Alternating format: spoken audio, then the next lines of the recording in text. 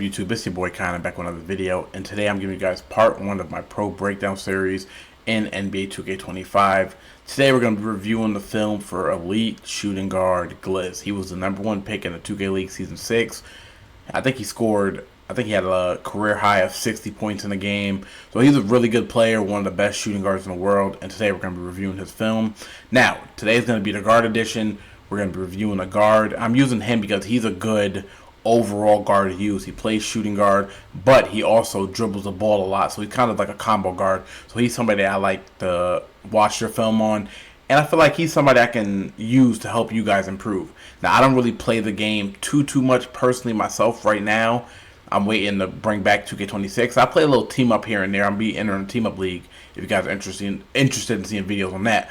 But Glizz plays pro every day, and so I figured he would be a perfect start to the series on reviewing film. So today we're going to review his film. I'm going to explain to you guys what I see. I was a pro for 5-6 years in the NBA 2K League, so I feel like I see the game pretty well, understand the game pretty well. So I'm explaining to you guys what I see, why I feel like he does what he does, and just explain to you guys the best way he gets open and why he gets open, what he doesn't get open, all the good stuff that you guys probably don't understand. So I'm going to explain every single thing as a pro. Stay tuned. Now, the first thing we're going to get into, it's pretty simple, but it's also really effective. We're going to be looking at the wraps. Now, the wraps on 2K are really overpowered. People don't use them too much. Now, you see it got the center wide open for a slip. Now, wraps in 2K is really simple. You got the point guard with the ball or the person with the ball. You and the shooting guard or the person on the hash, you're just going to wrap. Now, when you wrap, it creates a lot of confusion on the defense because the center is usually either in the middle setting the screen or he's slipping. So when you do something like that, the lockdown defender on the other team, they have to communicate with their shooting guard on the other team, and they have to really get through all these wraps. Now, a lot of people play this game, as crazy as it sounds, teams play this game without communicating to each other. So if you're going through a wrap and you have the defenders running into each other, they don't know whether to stay on their man or switch or to help off the slip. They don't know what to do. So it results in a lot of different things being open.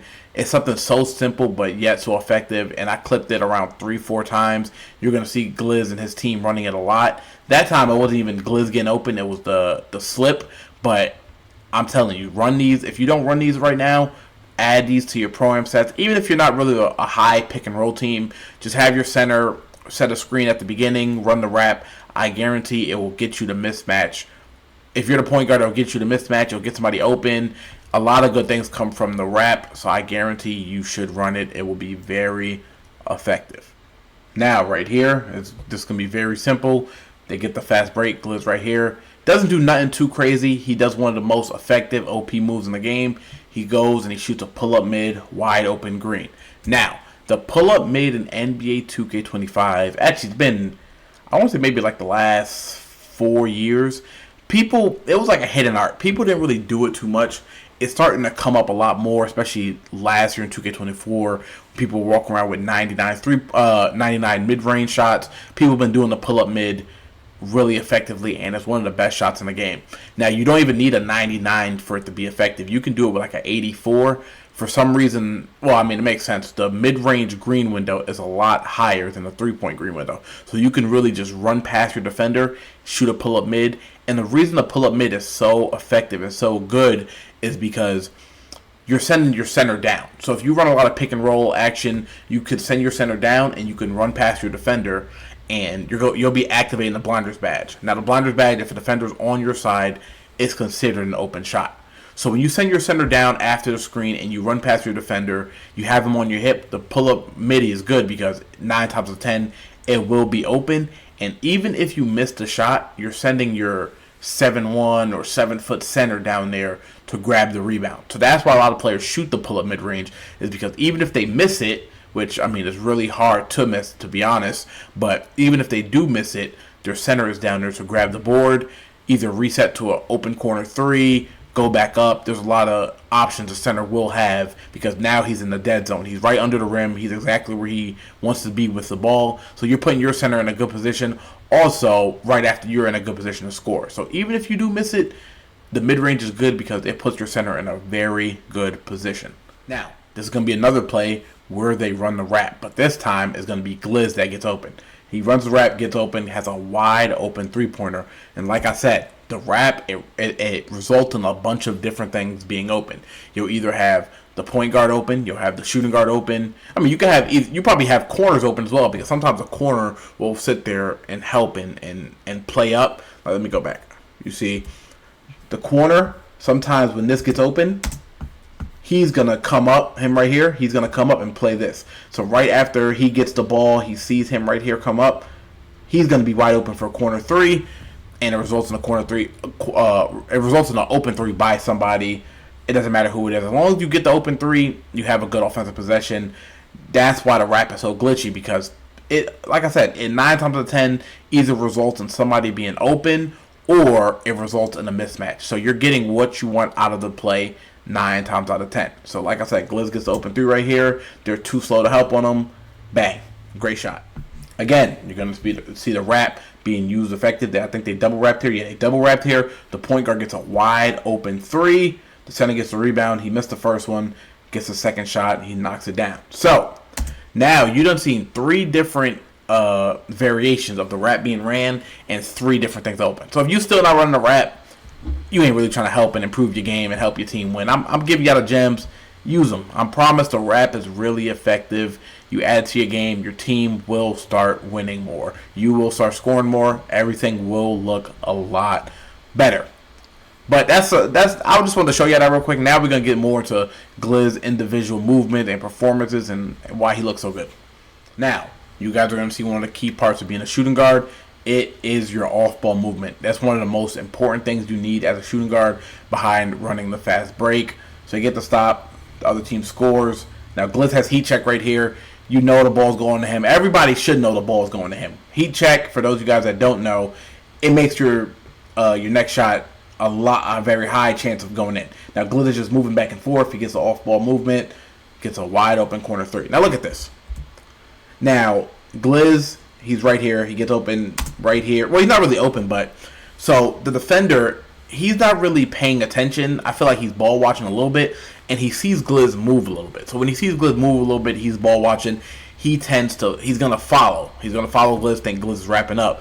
But Glizz, he's just moving the stick. He's moving back and forth, waiting for that perfect pass for the point guard to hit him. And when the point guard hit him at the perfect time, it's gonna result in, see how the pass pushed him all the way to right around the corner. Now, the corner defender, he's coming over. He sees Glizz open. I don't know if he knows he has heat check or not, but he sees Glizz open. Glizz has 9 points right now. He's playing pretty good in the first quarter. So the point guard's like, all right, I'm not going to give him another open three. Glizz patience results in him getting a corner three wide open with heat check. He jumps. Glizz runs over. Pump fake. He didn't think he was going to be that wide open and gets an easy three. So that's another thing. Your off-ball movement is really essential to playing shooting guard. You need to know when to move off-ball, how to move off-ball. It results in very open threes if you're doing it right. So make sure you're moving off-ball really well.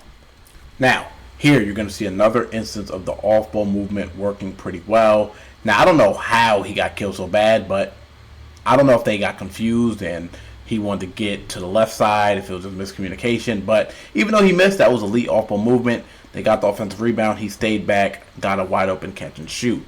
Now, let's go back to it.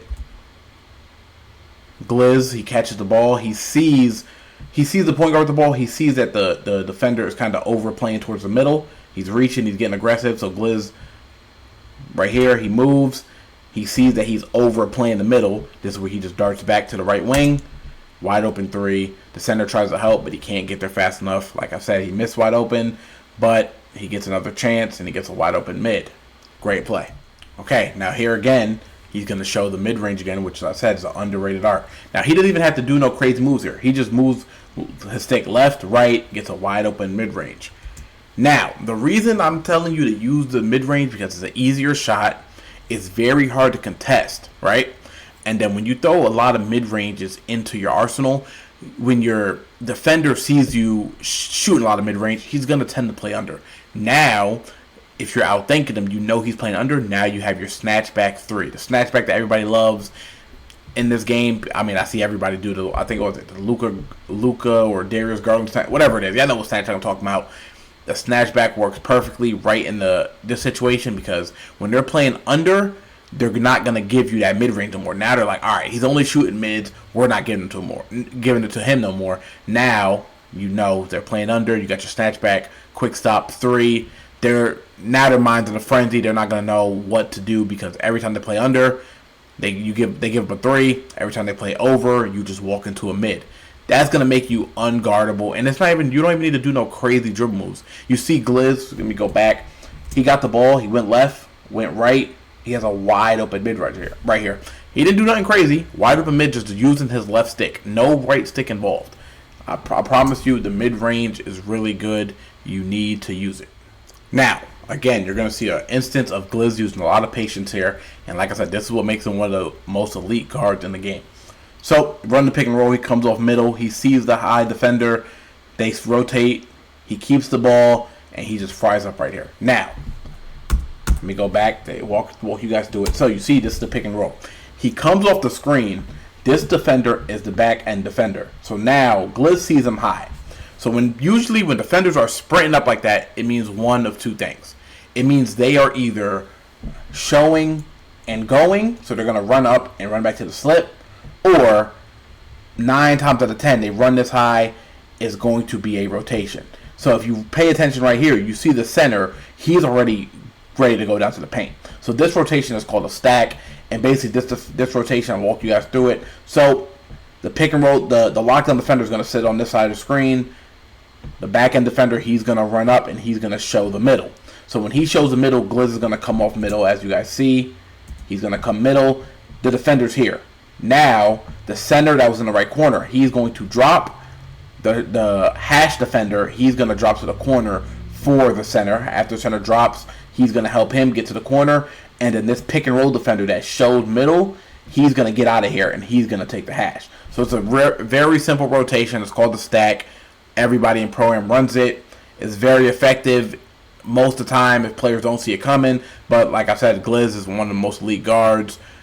He's seen it coming most likely, so he was patient with the ball, because he knows after they run the stack, the center is now in the pick and roll. So if he doesn't pass the ball, he keeps it himself. Now the fast back end power forward isn't in the pick and roll no more. Now he's going against a slow 7-1 center with no steal, probably no block, no speed. So now he knows, all right, I can just keep the ball. Now it's just me in the lockdown kind of dancing behind the screen. Now, I mean, he has to guard me by himself. So you see he keeps the ball, comes off the screen, he fries them, gets his wide open mid-range right here. Now, sometimes people will be scared of you. I'm not going to lie, a lot of people are scared of Glizz, and it happens a lot. People are scared because of his name. Now, they might not play every shooting guard like that. This team right here specifically might not play every shooting guard like that, but it's because it's Glizz. They're like, all right, we don't want him scoring, so we're going to run different things at him. So that one play, they doubled him, and they left the slip open, but he still shot it because he's that good. The next play, you see now, they're running a stack on him. They're just running different things at him, but he's very patient holding the ball and is making it really hard for them to try to figure out a rhythm on him. And, I mean, he's just getting open every play. Now, we're going to see how he progresses and realize that, because I think he realizes now that they're doubling him, but he's going to start giving out the ball a lot earlier, and it's just going to make him a lot tougher to guard. Now, here, he has heat check again. You're going to see them run a very overpowered set, in my opinion. This is the overload. Now, the reason the overload is so glitchy is because you're running a pick and roll in the corner. That's basically what the overload is. You go to the right side.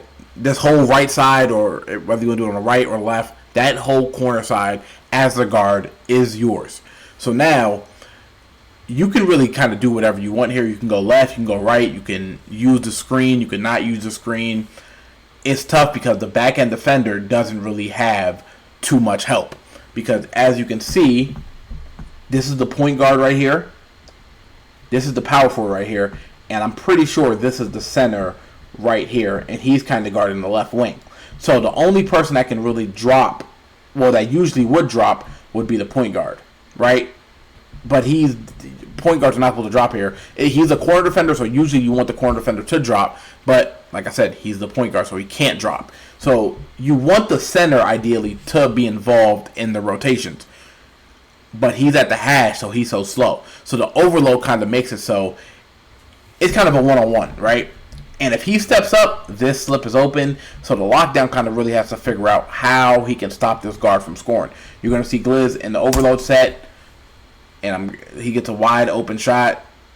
The back end defender, he doesn't know what to do here. He's kind of sitting low. If he steps up, it's a free slip right here. So he's kind of deciding what to do. He sees the lockdown get hit by the screen. So he's like, okay, I have to step up here. Glizz is technically open, so he's going to jump right here. Glizz, again, using patience, has his heat check. Knows he's going to jump. Gets open to this corner. Shoots a pull-up. Wide open three. Just an elite shot right there. Elite play. If you're not running overloads, make sure you're running overloads. It's a very overpowered set, especially if you have the mid-range in your game, because you can kind of really just go to the corner, send your center on a slip, walk through your opponent, and shoot the mid-range. Your center should have the rebound, and if anything, after your center, if you do this, remember, their center is on the left hash mark, right? So if you're taking this ball, going to this angle right here, and shooting the pull-up mid, your center is going to be down here. He's going to get the board, and their center has to take a long angle to come down and get this board. So if they do not get the board, if their center don't get the board, it's going to result in a wide open three somewhere because he's slow, right? It's going to take him some time to get down. So while it's taking him some time to get down, you should automatically have the board, and he's not going to be able to get out nowhere. So it's going to result in the dude from the right side having to get out somewhere. Just a lot of confusion, and it should result in something else being open. So like I said, if you're not running overloads, you're going to see Glizz running a few more times that I highlighted. Make sure you're running it. You're going to learn a lot of different things to run in this overload, and it's very effective. Okay, now at this point, Glizz, I mean, he's in his element. He's getting whatever he wants. Now the team don't know what to do with him. He has takeover, and this is what I'm talking about. The patience can result in anything being open. But look at this, right? He catches the ball. He does one dribble move. He technically has a wide open shot right here because the defender is on his side. Now he has legend blinders. This is a wide open mid range right here. So the back end defender sees this, so he's doubling Glizz right here because Glizz has 21 points. I can't really see I can't see his percentage right now. But what was that, 70? I don't know. I know he's shooting around 90% right now from the field. So he has this wide open mid range right here. The back end defender sees this, so now he's gonna double Glizz because he doesn't want Glizz to score no more. Glizz has 21 out of their, I think he's the paint team, I want to say. So he either has 21 out of 38 or 21 out of 36. Either way, he's cooking. So back end defender sees this. He doesn't want to give up this wide open mid range to their leading scorer. So what does he do? He doubles. He jumps. This defender is like, oh, he's kind of playing over here too. This is open as well. Glizz using patience, does the jab. Center's open, right? The corner defender sees that the center's open. He's thinking Glizz is going to just throw it down, dump it down, take the wide open two. But since Glizz is a score first guard, he's using patience. He keeps the ball. Glizz kind of keeps the ball to the last second till he realized, all right, I don't got no open shot at all. I'll pass the ball right here. So the corner defender helps. The center is now, he's not open. He gets back to his man, but nobody rotates to this left corner. Glizz gets a wide open corner three for his team. At that point, I know the team, okay, he had 21 out of the 36 points. He's the right team. Okay, so, but at this point, the team is kind of getting frustrated. They're just leaving stuff open, and he is just getting whatever he wants. Like I said, if you use patience and you're a good guard, you'll end up getting whatever you want. Okay, so at the end of the first half, he has 21 points, 2 assists on 90% shooting.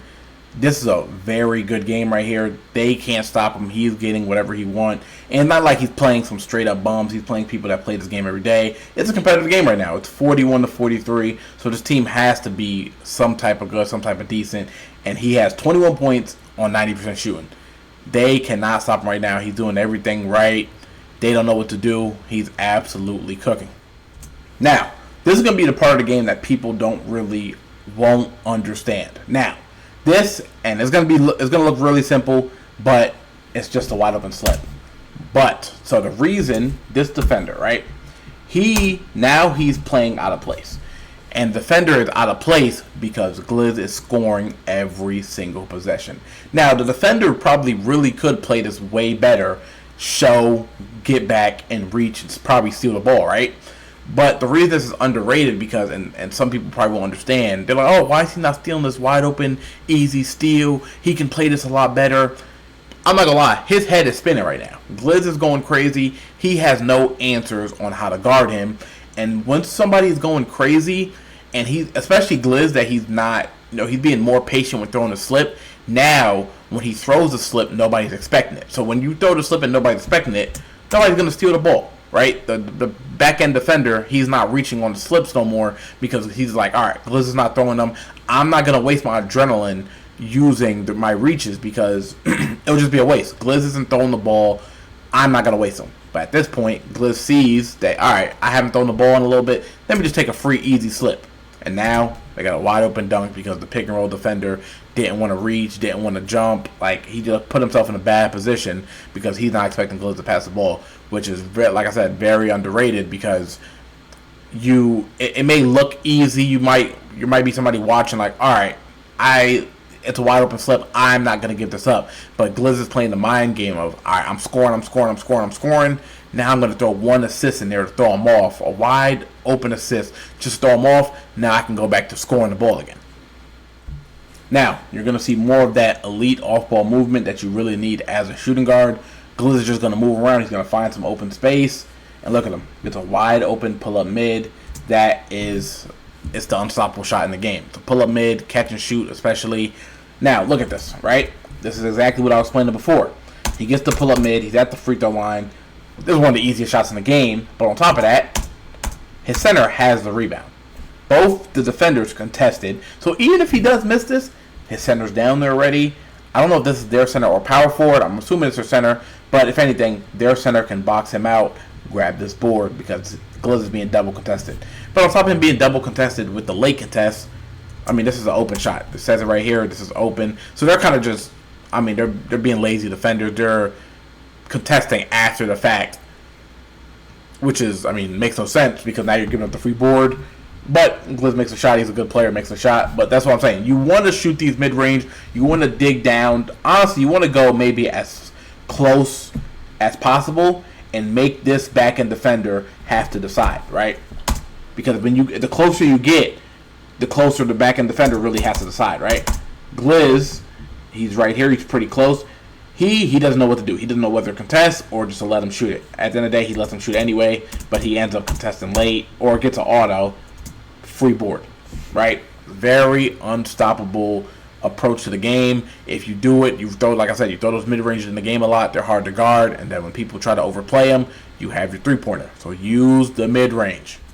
Okay, so this right here, this is when you know you got your defense. You're getting whatever you want. Now, the defense, they don't know what to do with him. They're leaving the hash open. They realize he's not throwing the hash. Glizz sees this, right? So now he's like, all right, they're leaving the hash open. Now I'm just going to dot it.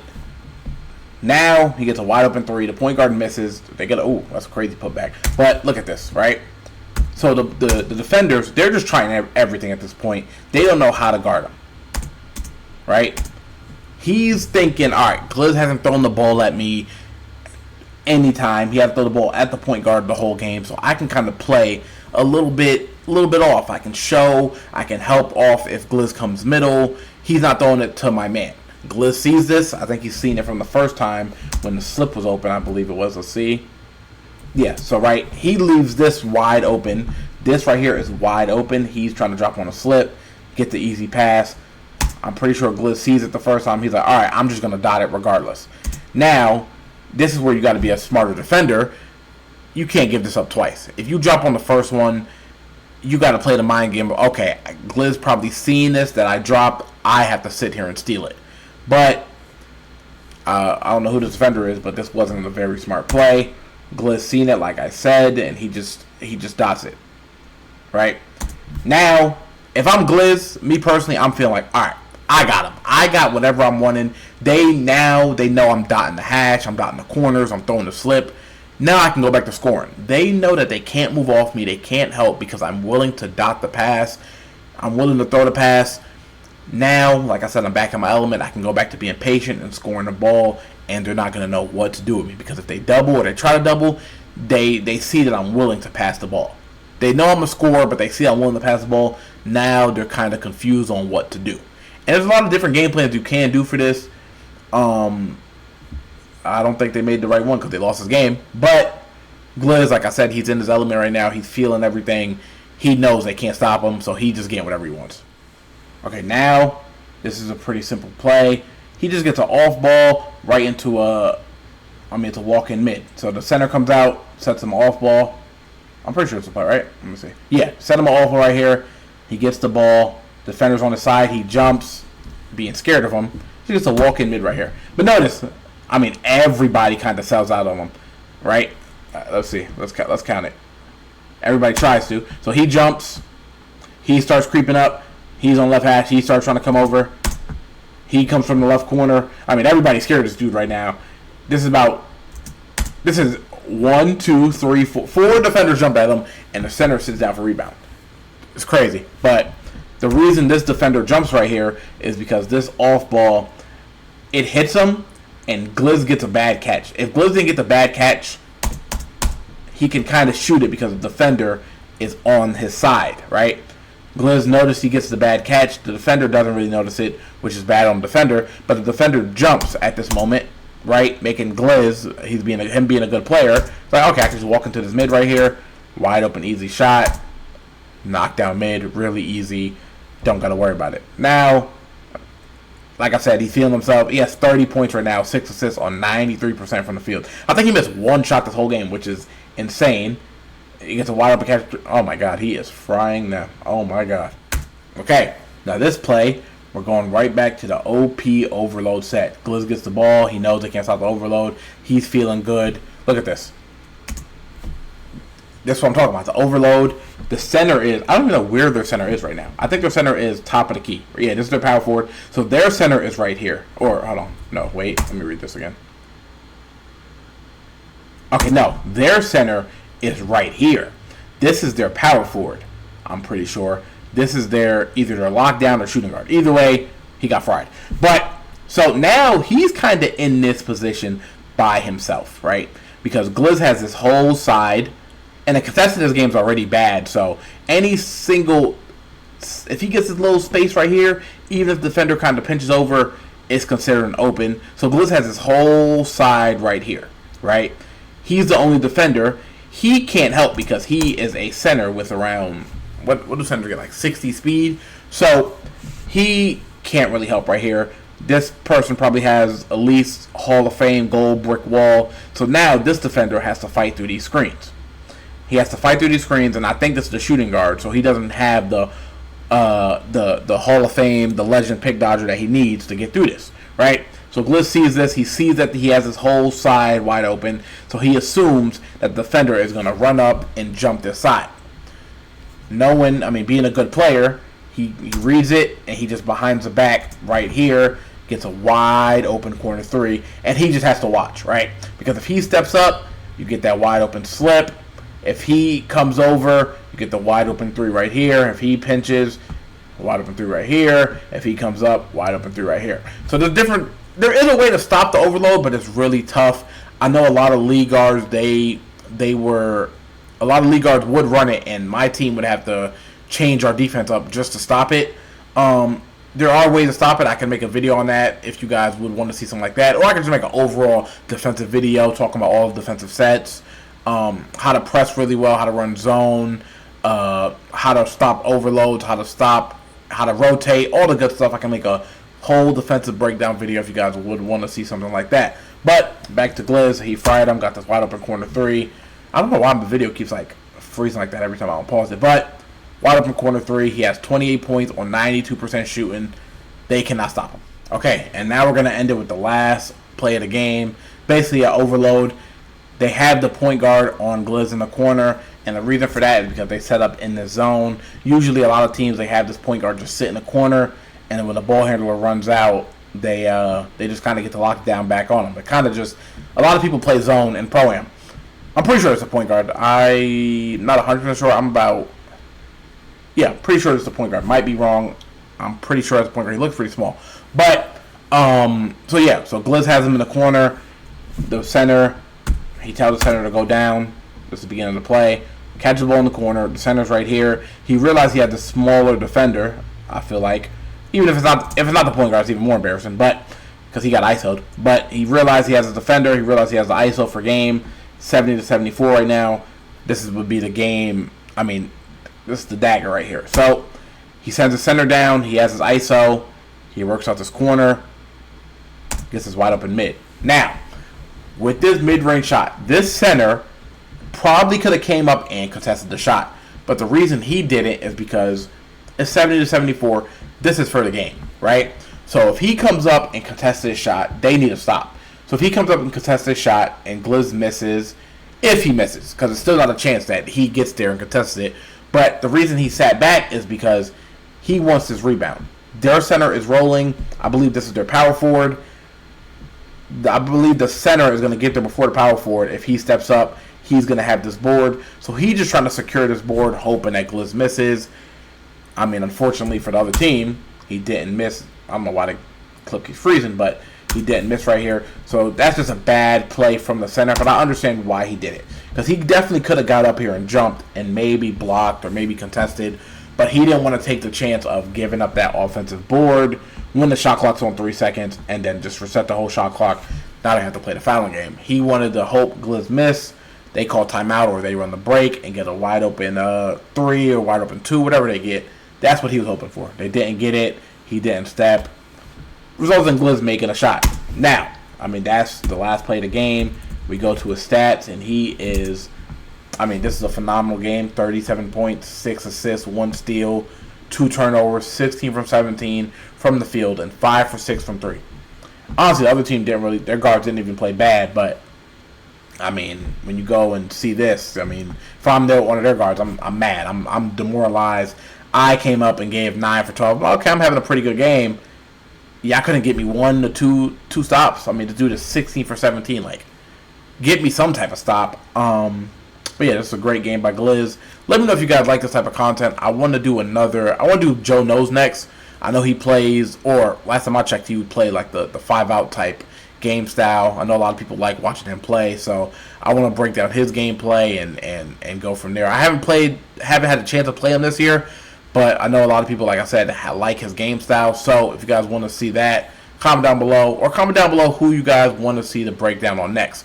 I'm definitely going to do more. I'm going to do a center breakdown. I'm going to do a power forward breakdown, lockdown, all the good stuff, point guard. I'm going to go through every position and do a breakdown on every single position. This is just part 1. So, live. Like, comment, subscribe. It's your boy Kai, and I'm out.